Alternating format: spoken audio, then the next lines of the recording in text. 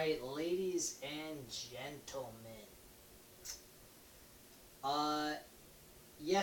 Last night, just before I went to bed and get ready to go to work the next day, I decided I was going to check out some WCW content on WWE Network. Now, I watched something that was probably everyone says that in 1999, January 4th, the finger poke of death was really the end of WCW. Now, I kind of agree with that. I mean, I do have, the feeling that it definitely was a show. It definitely was showing that WCW was slowly but surely pretty much dying out and burying themselves in a sense. But I watched a Starrcade pay-per-view from 1999. On paper, I have to say that half of the pay-per-view had some good matches. The other half of it was absolute downright bullshit. But those 6 matches out of 13 matches that they had on that card was decent on paper. But then as you watch the matches and you see how they unfold, the whole thing was absolute garbage. And then half of the show before that was garbage to begin with. And it was really sickening. I spent an hour and 30 minutes, skipped all the bullshit matches, got to the last 6 matches that were good on that show. And bottom line is, out of all of them, out of those 6 matches I did watch, probably the only decent match was with Chris Benoit and Jeff Jarrett for the United States Championship belt in a ladder match. That was the only decent match on the whole entire card. And these matches weren't bad setups. I don't think they were horrible. They could have been done better. I have to agree with that. But, fact of the matter is this. How in the world can you have a match where you have Sid Vicious and fucking Kevin Nash doing a powerbomb finish match? Where if you powerbomb your opponent, you win the match. Alright? Fine. It already sounds a little pathetic. You have 2 decent, well-known superstars competing at a big pay-per-view, which is WCW's version of WrestleMania. Okay? So, you have this match. These 2 guys aren't exactly the greatest wrestlers. I think they're okay and entertaining. They have some pretty good personas. But you go ahead, you have fucking Sid Vicious powerbomb Kevin Nash. Supposedly, though, Sid Vicious was going in as the bad guy. He was the heel. Kevin Nash was the face, supposedly. I don't know who the fuck was who. I mean, the fans were booing Sid Vicious, cheering for Kevin Nash, and then at the end, Kevin Nash is being booed and Sid Vicious being cheered at the end. It's completely idiotic and dumb as shit. Okay, so they're having the match. Sid Vicious powerbombs him, but the referee's knocked out. Okay?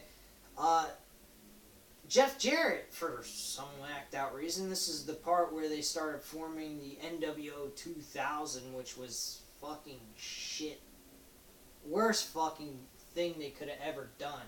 Should have been done a long time ago with Bret Hart leading NWO instead of Hulk Hogan. I think that would have been better. At least Bret Hart was a wrestler, not a fucking lame-ass jackass like Hulk Hogan.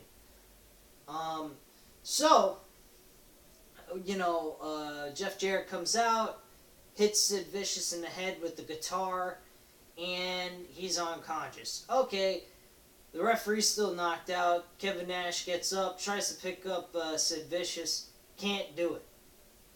His back gave out on him. I'm fucked up. He couldn't even get up. The announcers, Tony Schiavone, Brian the Brain Heenan, they were talking about how he was hurting and everything. And then he just goes to the referee. The referee sees Sid Vicious laid out on the mat. He tells the referee, I did that, and the referee rings the bell and gives him the victory. What? Like, how can you fucking do something like that? That, made no fucking sense. Like, the referee didn't see him do it, so why would he take his word for it? And they could have just went ahead and said, "Sure, we'll look at the tape and see see if you're telling the truth." No, they don't do any of that. They just take him by his word, and he's the winner. Huh? Lame fucking match. Then, Chris Benoit and Jeff Jarrett, as I said, for the United States title. Great match, very entertaining, good spots on it. And it was good action. I really enjoyed watching it. It was probably one of the best work Jeff Jarrett ever did, and Chris Benoit should have been the centerpiece of WCW, bottom line, and so should have been Bret Hart. Bret Hart should have been the major heel, Chris Benoit should have been the major face, bottom line. Those two guys fit in WCW at the time, and WCW blew it, bottom line. Anyway, Bret Hart's having his first ever major match at a big pay-per-view of WCW, called Starrcade, of course, known as the version of WrestleMania. Alright? He's going in that match. Match looks pretty damn good.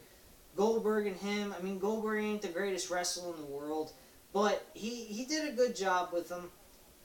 He kicks him with a pretty solid shot, as we all know, if you guys know anything about this stuff.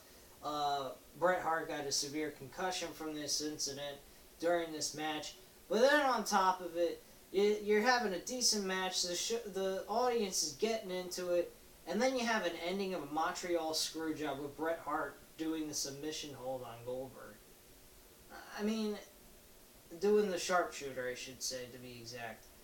And Rowdy Piper is the one that comes out of this whole thing.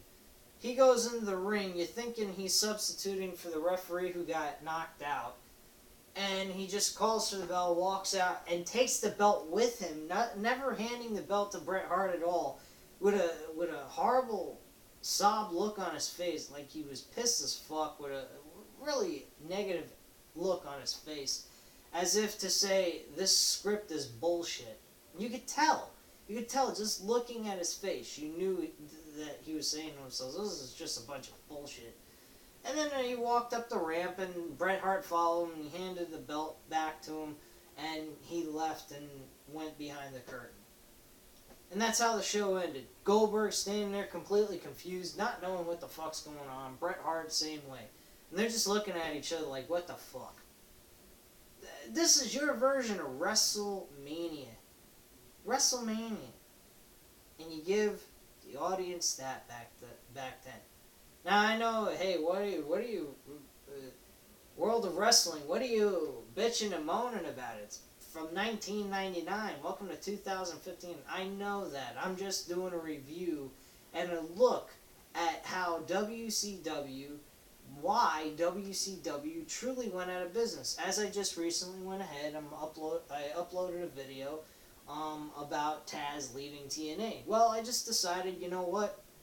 Why not do a video on a similar company that did similar things like TNA? And WCW, they're the one. TNA is following in the footsteps of WCW. That's all there is to it.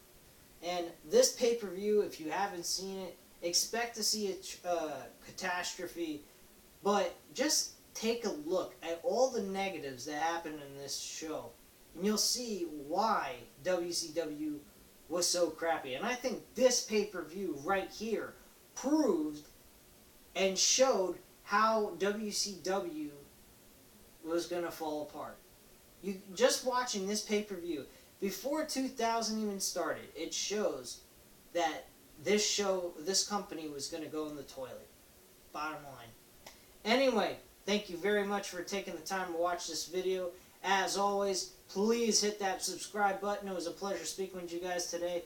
And thanks a lot, and have a great day, guys. Bye.